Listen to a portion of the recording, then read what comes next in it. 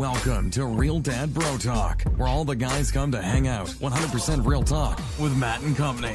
Here we go. All right. Real Dad Bro Talk here. You got Nick and Matt for another epic episode of RDBT. Tonight, again, we had 1 week since the last podcast, and there's been so much stuff that happened. So tonight, we're going to dive into the NCAA men's basketball corruption. We're going to really dive into that one, get ideas, pointers, feedback, just what we think, what we should start doing, things like that. And then we kind of want to do a little different one again, and we want to talk about, we all try to do it, want to do it, but the expenses of family vacations. It's fun. It's awesome. At the end of the day, it is a lot of money, so we want to talk about that one. But before we get into it, what's up, buddy? What's up, man? What's going on, bud?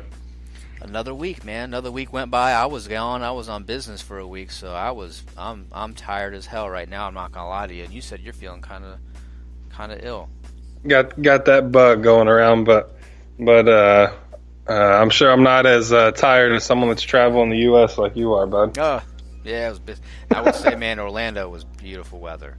Orlando was nice. It was just long days, man. So you don't get a chance to do anything when you're doing it for business, you know. But weather was beautiful, and then it was immediately from Orlando straight to Houston, and it was for our sales meeting. So, man, wow. I got home last night. It was like 11 o'clock, and a long week, man. But a lot has happened since then. I remember catching some headlines, of course, like we are. We're always on social media, and me and you are religious ESPN followers or anything like that, right? And some of the topics that were popping up. Were you surprised about the NCAA men's corruption? I think it was one of those things for years. People have always known that something's going on. These kids are getting more than they should have. It was kind of interesting to see. They actually had the FBI looking into it, and the report they put out kind of confirmed what everyone was thinking was already going on. Yeah, no one probably should have been surprised by it. The thing that surprised me were some of the teams that popped up on there. So we'll talk about that in a minute, but that was surprising. But we all thought this was always going on. I mean, you just knew it was happening. I think a lot of people either turned the blind eye or just kind of, it was almost like that was how you did business in a way. So people just kind of let it happen, right? Or acted like, I didn't see that. So, I mean, we'll go back to Rick Pitino. I mean, you know how that was going down in Louisville. Now he's completely destroyed the whole team, the whole championship they got to have, and now they got that stripped away, and just, you know, how it went from where kids are going to school to play basketball and tone their skills, and then you never know, some could stay and want to finish their degree there. Some may be good enough to where they don't need to stay the entire time and would like to jump to the NBA. They have that right to do that because that's how they have it set up. They have it set up that way. But what isn't fair is that anybody could pay somebody money to go to your school to better your program. You know what I mean? Like, that's just, I just don't, you're taking it to the next level. You're going to destroy your entire credibility, and you'll never be able to coach in Division I basketball again. No one will let you. But man, you're not just taking down one team now. I mean, now the whole, like you said, the FBI is in on it. So when they get into this stuff, and they start finding out, like, how many teams are on that list? How many teams are on the list for potential corruption? Thing I saw it was like 20. It was over 25 teams, and like you said, when you're looking at some of the teams that were named, these are big schools, man. You're looking at Duke, North Carolina, Texas, Kentucky, Michigan State, USC, Seton Hall. I mean, the list just goes on and on. All these teams. It's not just these little teams that are trying to compete. It's the big ones. They're paying the kids and giving them this and giving them that, and they all were uncovered in that report. Right, and it's and you see that correlation of like the good teams and the teams that have been listed as the corrupt ones. Is that just me, or do you see like wow? Makes you wonder how long this has actually been going on. That's exactly what I said. How many years have they been doing this for? Exactly. It has to have been going on for so long, and you know, I understand there's a lot of big name coaches in there too, but I mean, do you really think that there's that much going on in what they're doing that they really don't know that they're being recruited? Like, you know what I mean? Like, do you really think that? I mean, I guess maybe there's a sense of like a coach like Tom Izzo, right? Like, he's so good of a coach, and he's taken his team to so many, championship games, Big Ten championships, NCAA Final Four appearances, all those things, that if he is recruiting a really, like, top 5, top 10 player, you would just assume that, they're going there because of Izzo and the program. And maybe if you're a coach, you think the same thing, right? And maybe there is somebody on the side, like, nudging that guy to come here and say, here's $50,000, or here, we're going to pay off 10 years of your parents' mortgage. You know what I mean? So, and maybe he didn't know, but do you really think that no one, like all these teams that are involved, do you really think the top tier people didn't know? I think that's my question. I still kind of have. I haven't obviously read the whole report or anything, but I'm interested to know if it was the coaches, and there's already been some recordings, people actually being recorded offering money. But I'm wondering with some of these bigger programs like Duke, Michigan State, for example, what I want to know is it Mike Krzyzewski? Is it Tom Izzo? Are they the ones that when they go to these in-home meetings, are they the ones that are offering these things? Or is it something where they have their meeting, they tell them about the program, tell them how they're going to make them an all-star, and then after they leave, someone from the program contacts them and says, hey, we're from Duke. Just as a side piece, if you do want to sign with us, there's a nice $50,000 check waiting for you. Right. That's what I think as a coach, they probably have an idea. If they didn't do it themselves, they had to have an idea that something's going on in the background, so you can't just say they're naive to it.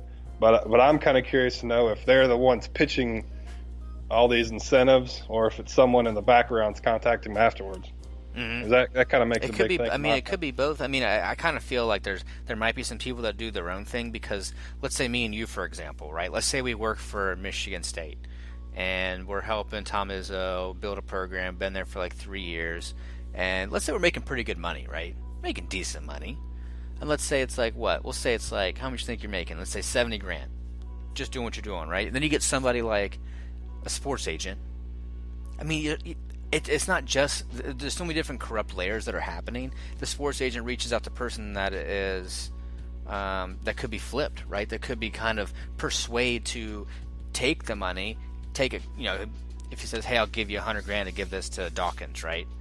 And then, but if you do that, I'll give you 10%. I mean, like, it's a kickback for everybody in a way. There's money being handed. It's not just going from one agent or one, brand to the player or the player's family. There's so many different people that are touching this money, and you never know. Like, wouldn't it be crazy to find out what the FBI does investigations is like Tom Izzo was taking money, had no idea it was dirty money, but he was like, "Hey, man, it's a bonus. I'll take it." It's just, you never know, because there's so many different layers of this between, like, I mean, the last thing we heard was it was through Adidas, wasn't it, with Louisville? Yeah. I mean, it's big time names. It's just crazy. You hear it in this type of it's the basketball. Like, why is it basketball and not baseball, and why or football? I mean, you hear some privileges that happened in sometimes, right?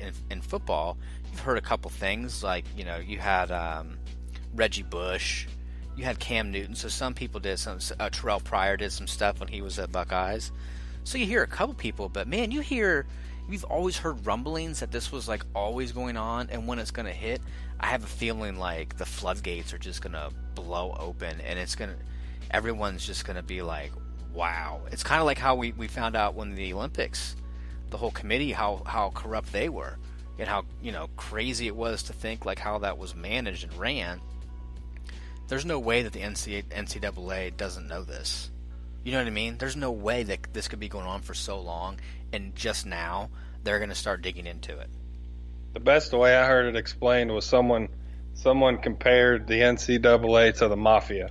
Mm-hmm. It was one of those things where you knew what was going on, but nobody asked the questions. Nobody wanted to dig in.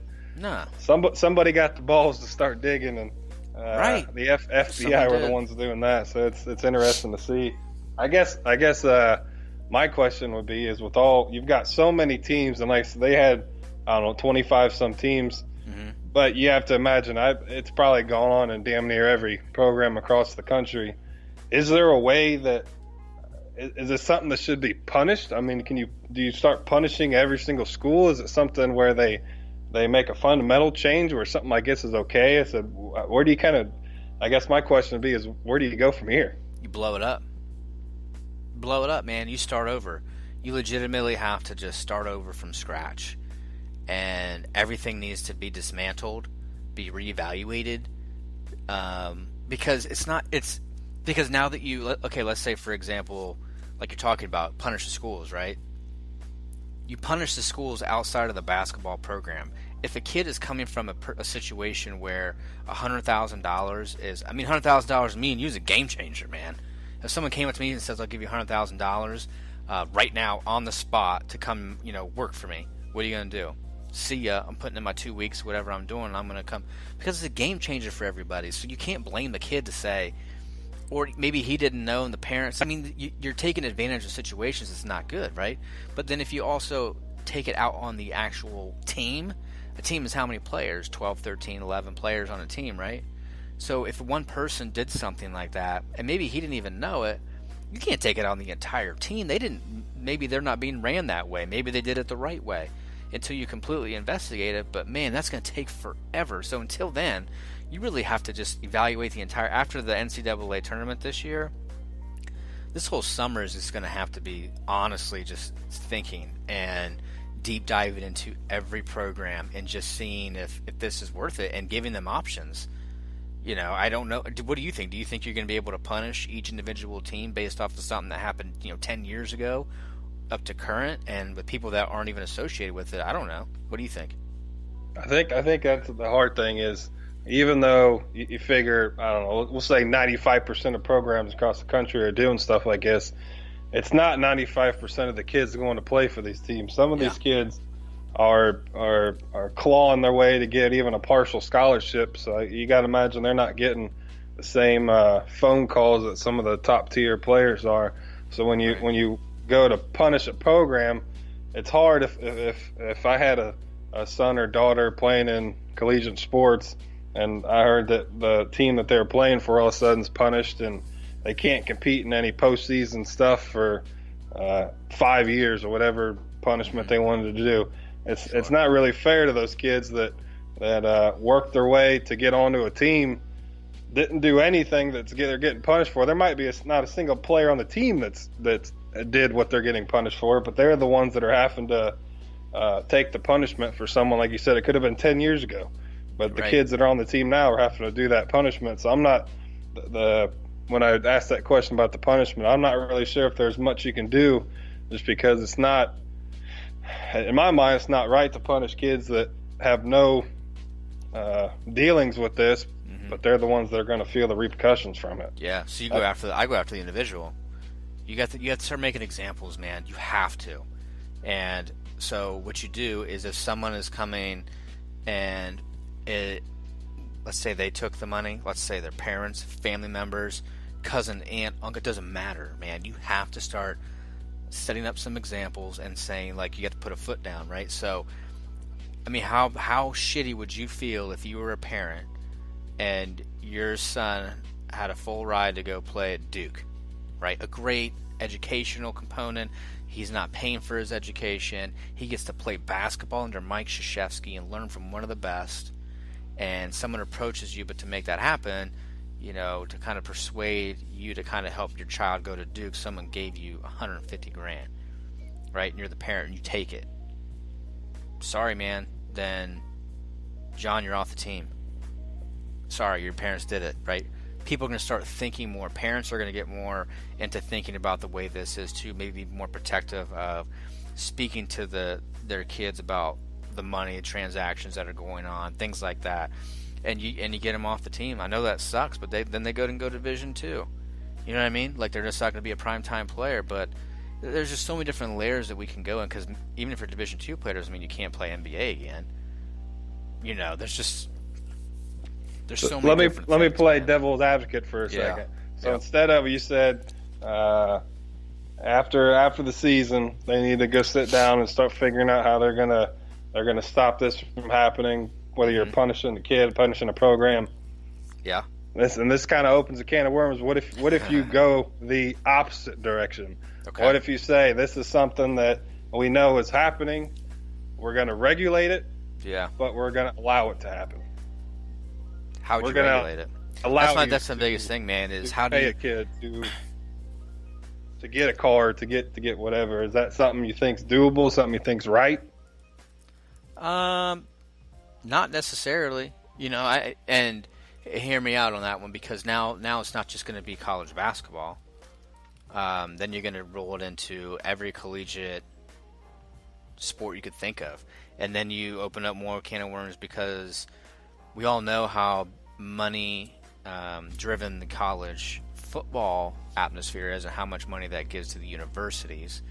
So is that where are they going to get more than, let's say, somebody that does swimming, right? Are college athletes that are swimmers going to get paid as well?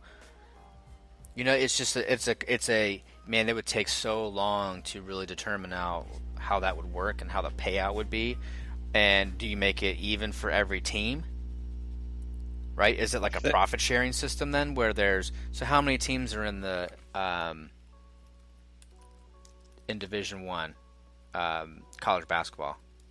No, hundreds. I don't know an exact number, but there's hundreds of teams. But there's 347 Division One college basketball teams. So you have somebody. So do you do a profit sharing system then, where it's equal pay and then equal per person? I mean, that's the only way you can do it, right? Because you can't have Duke getting pay their players more than, I don't know, Creighton, right? You can't, because no one's going to want to. Everyone's going to try to go to the team that pays them more money. Now it's about money. Now it's not about education and the coaches and the programs. It's all about who's going to pay me the most. So you have to do a profit sharing somehow. But do you think, even if you do a profit sharing system, do you think you're going to stop money from being handed over from these boosters and agents?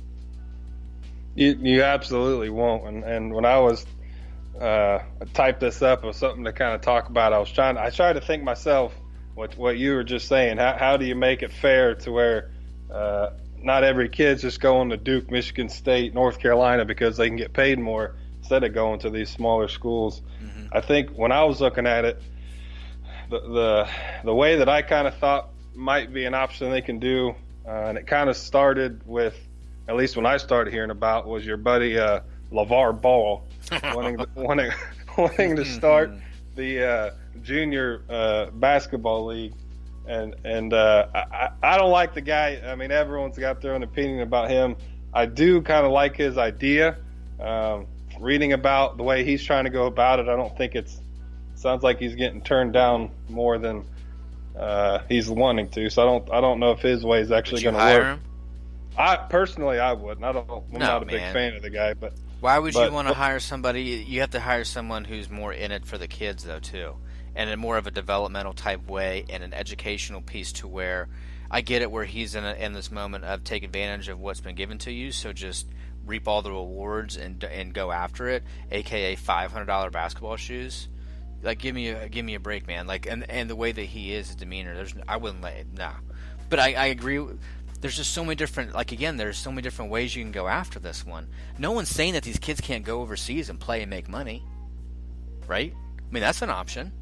It's always an option, but that's a big move, leaving your family and going overseas. Sure. The way that I kind of thought may be an option is when you say you're a high school athlete and you've got two roads. You can go to college. You have to make a few examples to let everyone know that this kind of stuff isn't going to happen here anymore. And I think the second piece may stop that. You go to college, you're going to get, if you're a top 2, you're going to get a full ride. You're going to get your education. You can go for the 1 year and go pro if you want, but you also have a second option where instead of going to school, if they do, I don't think LeVar's the right guy, but get someone to actually start a junior basketball association, to where a kid has an option. If they have no interest in going to school or doing that route, they can go straight into this kind of developmental league where they could go in there, they could get paid to play. I don't think it'd be some crazy amount or anything like that. Sure. But they would have another route where there they can be recruited. They could be paid differently based off of how good they are. It could be an option to where they come out of school. Do I want to go into the developmental league, or do I want to go to school so I have something to fall back on if this doesn't work out? I've got a full ride to go to Ohio State, Duke, whatever, as a backup option. When I was looking at it, I kind of thought that might be something that would stop it from going into the colleges, to where if they want to make the money, they have a route to do so. I kind of thought that might be the best option. Yeah, I could definitely see that. But I would probably venture to say, though, like if you go to the NCAA, though, and you go to a university, that it should be longer than a year. I agree. I think so, it should at least. I like how football does it, where you have to be there at least 3 years. Sure, but since you brought up football, now what then? If you do this for basketball, remember Cardale Jones' famous quote? He didn't come here to learn or to look at books, man. He came to play football. You know what I mean? Like, so now what? Are you going to evaluate that? Is that what the XFL is? Is that where like these kids can come in and be developed into something that they don't want to go to a university to go do the college football thing? They just want to go there to get better at football and then go into an NFL draft. Is that what the XFL is more like, where it's like a stepping stone to the next level? If I was running the XFL and I saw that college basketball was going to start doing something like this, that's what I would go after. That's what I would target right away. You get people in the seats wanting to see these kids, knowing they're going to be pro in a year or two, and I absolutely it would open a can of worms, like you said. You're going to have other sports wanting to do the same thing, but it'd be one of those things where it may keep this corruption and all this crap going on, to where they have a different option if they want to do that. There's a different route for them. Right. Just something different. Like I said, the mafia of the NCAA, something's got to change there, and this would just be an option that would maybe cut down on some of that.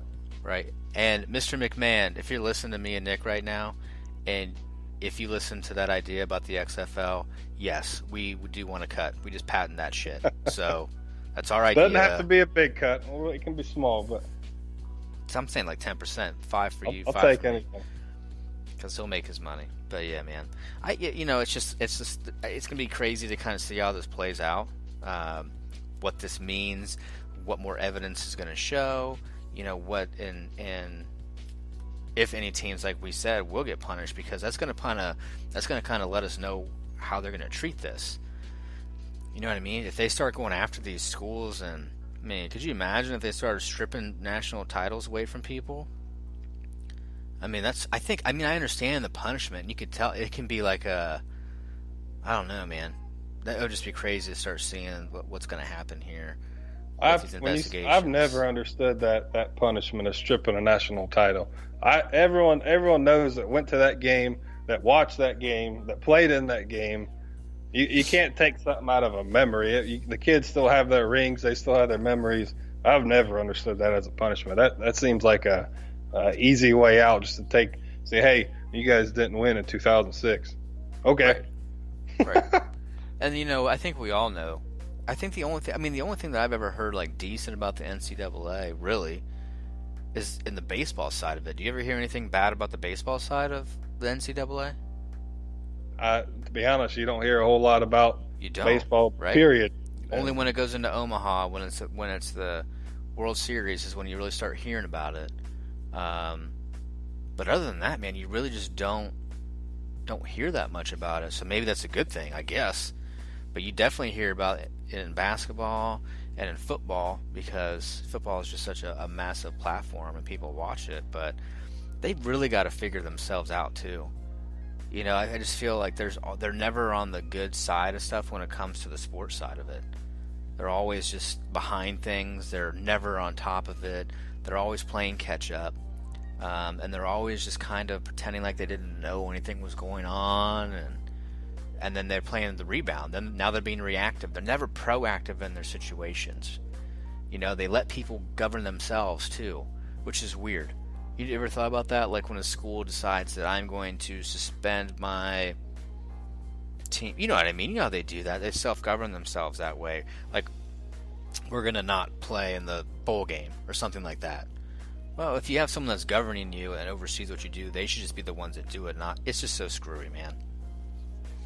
I think they're really going to have to take a look in the mirror and the next 2 12, 24 months and decide if they want to go left or they want to go right. Where they're at right now, they got to change something. I don't know what they're going to do. I gave an option to something they can look into, but they're going to have to do some soul searching and figure out what route they want to go. But they've got to do something. Right. And who's the president for NCAA?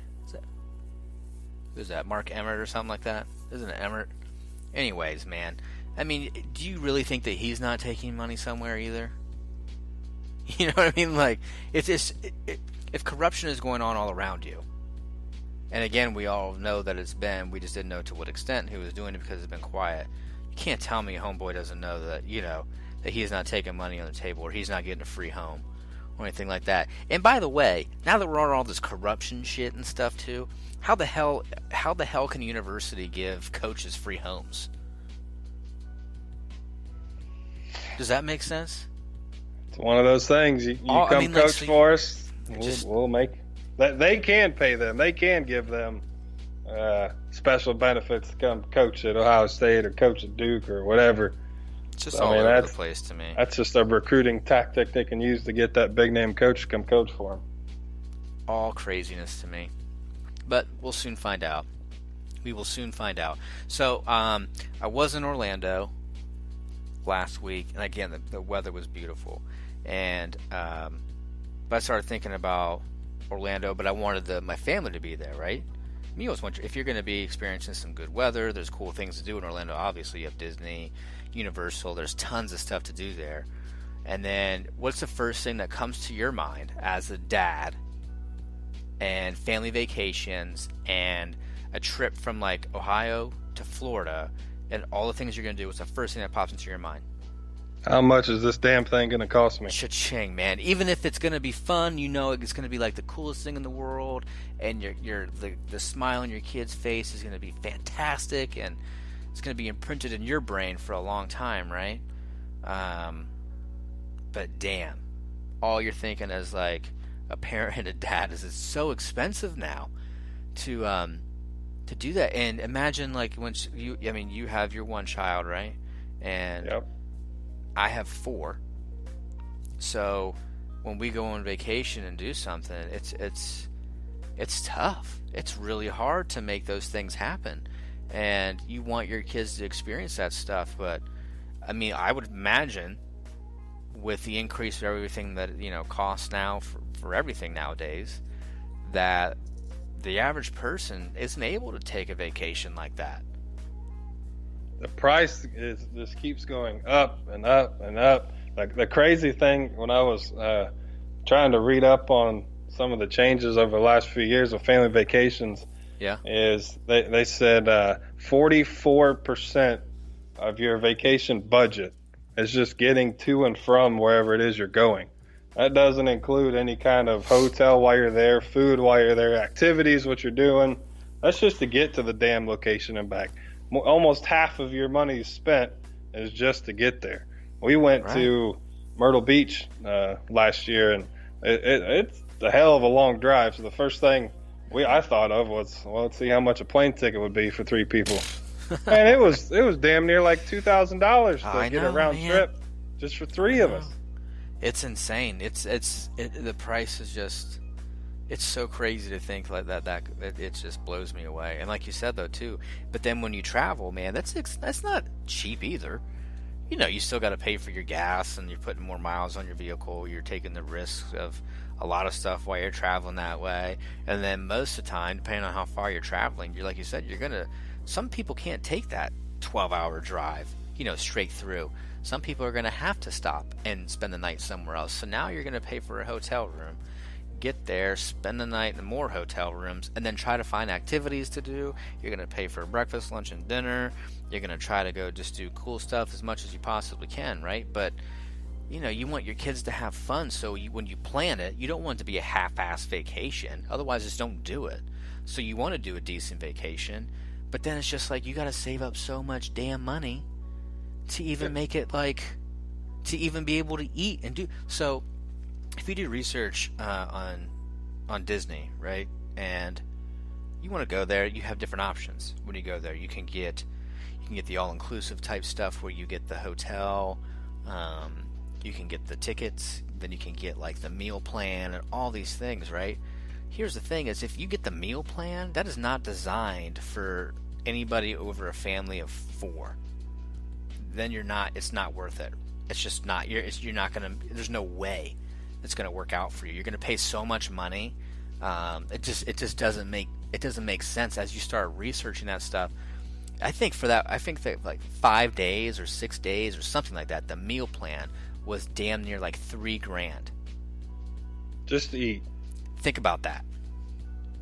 And so I did some calculations in my brain, and I'm like, what the no way, man. You know, if you start thinking that out, and then you're like, so you do some research, and you look at the restaurants and do this and do that, and you're like, holy shit, it's $34, you know, a person to go eat. And it's not including the drinks. And to be allowed to order off the kids menu, you have to be like 9 and younger. So now I have 2 that are older than that. So now they're $34 a pop. So now I am well into $150, and I haven't got drinks yet or tipped anybody. And that's just for dinner. You know, so one now day, you're just one one meal. day, one meal. You're gonna, so legitimately you almost have to plan. So once they start breaking it out and you look at the $3,000 for the entire week, they're damn near right on that one. So you have to kind of prepare yourself. You have to look and be like, well, if I'm gonna do this vacation, you're gonna have to find a hotel room that has a fridge so you can do things differently for like lunch and breakfast. Or you just do breakfast and you bring stuff with you and take, you know, and then you can have some snacks and stuff in the park. But they just make it so the average person can't do that. I mean, that just sucks, though, dude. Why would you? You have to anymore. That you can't just look at where you want to go, find a hotel, book it, look at a plane ticket, say, yeah, that's too expensive. So you drive 16 hours. You have your kids getting all irritated because they've been in the car for so damn long. So we opted to drive. Obviously, I'm not paying thousands of dollars to fly. My daughter, besides a little spit up when she was a baby, has never puked. She's never done anything. We get about halfway there, she's crying, she's getting pissed off. I'm thinking she's just tired and bored because there's nothing to do. We stop at a rest stop, let her walk around a little bit. All right, she's good for another 5 minutes. Crying. Blah. Just pukes everywhere back there, all over her iPad. It's something where it takes the enjoyment away from your travel expense. For sure, man. Experience. For sure. It's one of those things where you have to almost anymore. You have to look at say Groupon, get on there and see what kind of deals they can offer good you. Deals there. Airbnb. That's something that I haven't personally used, but it's another option where you can. A lot of times you're staying in someone's home, so you can get a better rate instead of staying at these hotels. It's almost forced you anymore to look at alternative routes to book these vacations because the expenses has gotten so damn high. You're having to work overtime the entire year just to pay for your 1 week vacation. 100%, man. And you have to be innovative now. So, like, let's say for breakfast or something, when we go on vacation, we're legitimately going to bring like an electric skillet, and we're taking to the hotel room so we can, for breakfast, we're gonna have like freaking pancakes and stuff, and then for lunches we'll do like grilled cheeses and stuff, because we're trying to be cost conscious, because we know that the dinners are just going to be so outrageous. Now there are some that you're going to pay for the experience too, right? And some of them. So for example, one of these ones that we're going to end up doing is in I'm going to say like it's Hollywood Planet or something like that, and it's a Star Wars one. So like you're in this party, you get to have this buffet food. So you're eating all this stuff, but then when you're done eating, you get to walk around the area, and there's nothing but Star Wars people just chilling so the kids can see them, talk to them, hang out, watch them do lightsaber, tricks and things like that. Then they have like a projection of like a movie scene of it, and then fireworks. And it's all just for the people that are at that dinner. That kind of, then I can see, then you can kind of see what you're getting. When you're just sitting down at something called like the Rainforest Cafe, and you're just looking at fake ass animals making sounds by music, you know what I mean? Like then it's like, what? This is no different than going to anywhere else to eat at all. And you're not paying for the experience.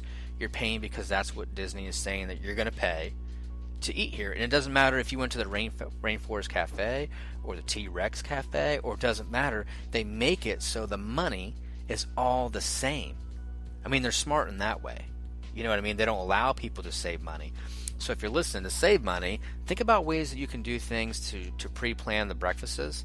Breakfast in the morning, eat them at the hotel, get everybody going that way, and plan on bringing some decent snacks and stuff. And if you're going to eat lunch at the parks, they do have a lot of hot dog places, things like that. Take it easy on lunch. Seriously, take it easy, because you're going to spend the money when it comes to the dinner. And look at through travel agents. I know who knew? Did you know there's travel agents anymore? I didn't think they still existed. Why would they? But they do, and they can get you some good deals. They can find out some rates. They can do some different things that I didn't even know existed. They can ask for certain things that you're associated with to apply different discounts and things like that. But then they'll also keep their eyes out on certain things when it comes to the air travel, and they can get you discounts through there too. So wouldn't hurt to try to give those people a shot too, and just see if that's something that might work for you.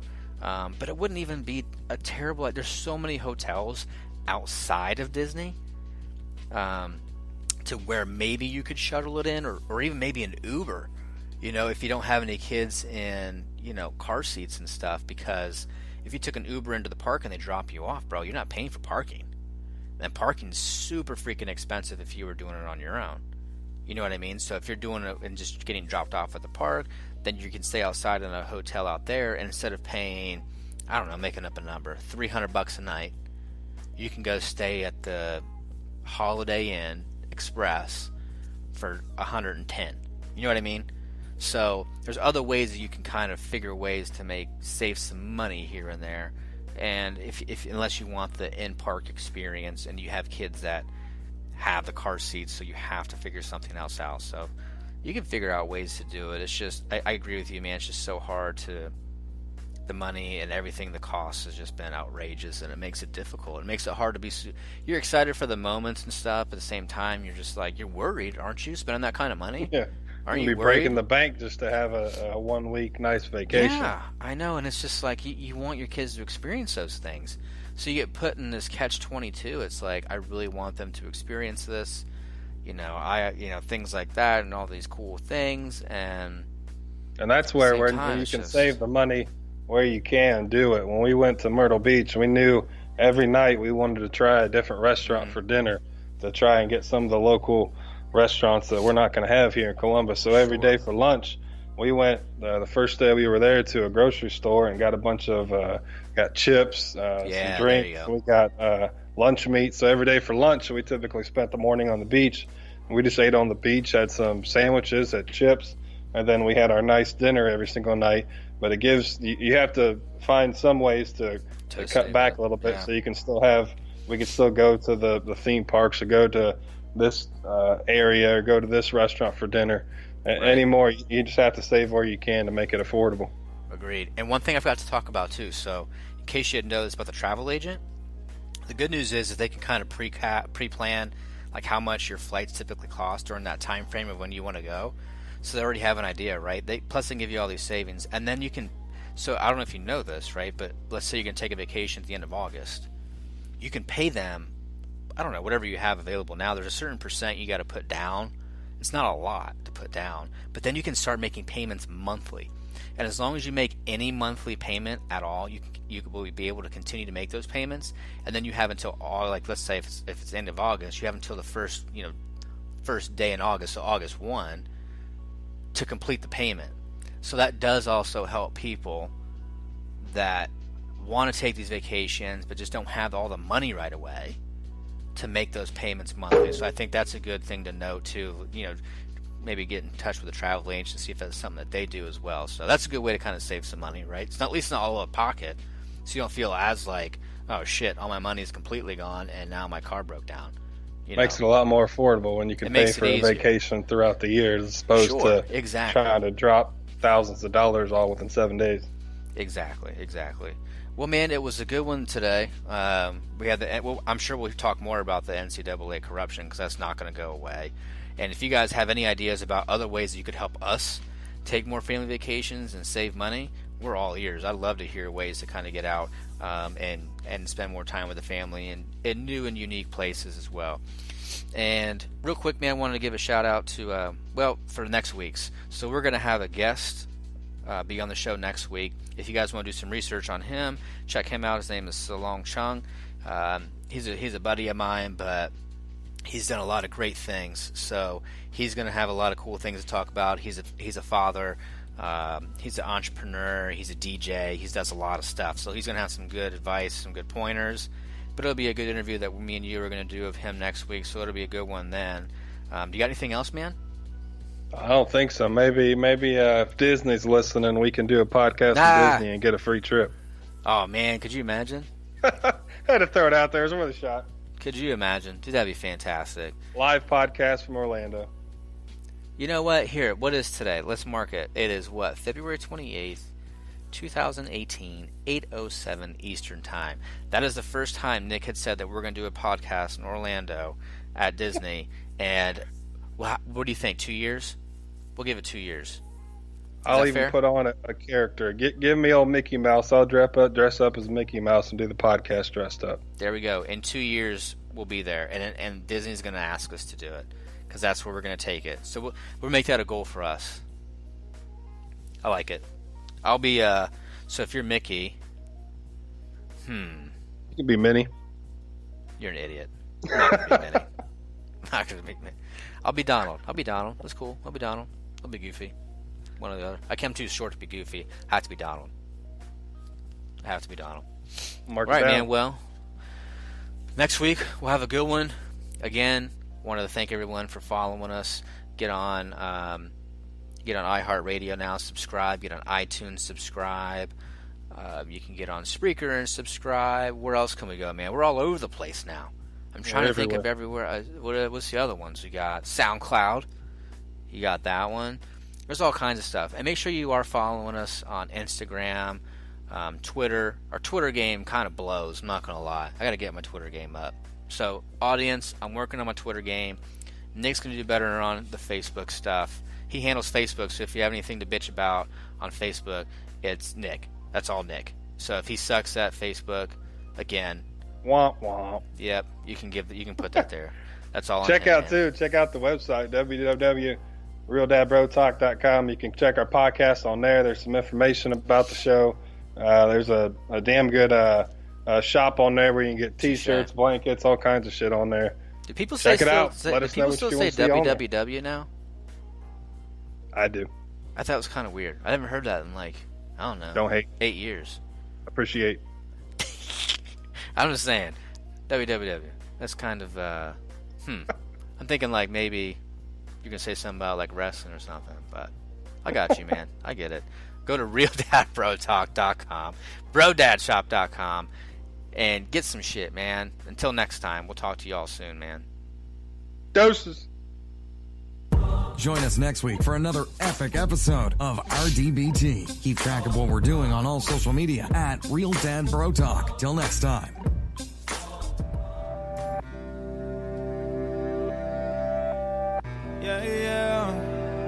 Listening to my old songs back when I would talk about things that hadn't happened yet, but now I get to talk about. Just got back from South Beach, Collins Ave Shore Club. Always celebrating what I want to see more of. Took my mom with me, let her soak up all the sunshine.